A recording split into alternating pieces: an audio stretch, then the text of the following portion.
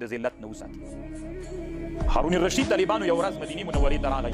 د ده وزیر چې و یحیی برمکي نومېده. ممالک هغه ته یې ویل یحیی برمکي ته د هارون الرشید ورته ویلې مدینې منورې ته راغلی یحیی برمکي ته ویلې ورسه لاړ شه ما ته امام مالک راوله او ورته ووایه چې کوم کتاب تا جوړ کړی ده چې موطا نومېږي هم در سره راوړه. یحیی برمکي ورغی امام مالک صاحب ته او امام مالک صاحب ته یې ویلې چې هارون الرشید غواړي چې ته یې ورې ورته راسې او وایي چې موطا هم راوړه. امام مالک صاحب ورته ویلې العلم یزار ولا یزور. العلم یزار، علم ته خلک زیارت ته ورځي، علم د چا زیارت ته نه ځي. مطلب دا ده چې زه نه درځم. دا خبره طالبانو په یحیی برمکي بده ولګېده.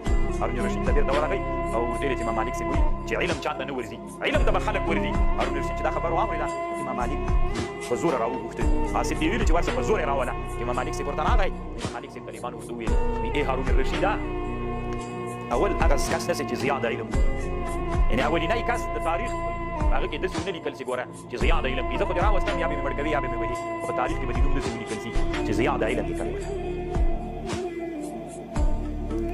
بیا امام مالک بېرته پرېښود طالبانو په زور. هارون الرشید څومره لوی عادل سړی داسې خو نه د طالبانو د قرون خلکو کې تېر شوی. بیا هم هارون الرشید د امام مالک رحمه الله نه ولیدل، په زور یې وغوښته طالبانو. دومره احترام یې ورته درلود چې موطا د امام مالک سره راوړه. العلم یزار ولا یزور، علم ته به خلک ورځي ته به نه ورځي.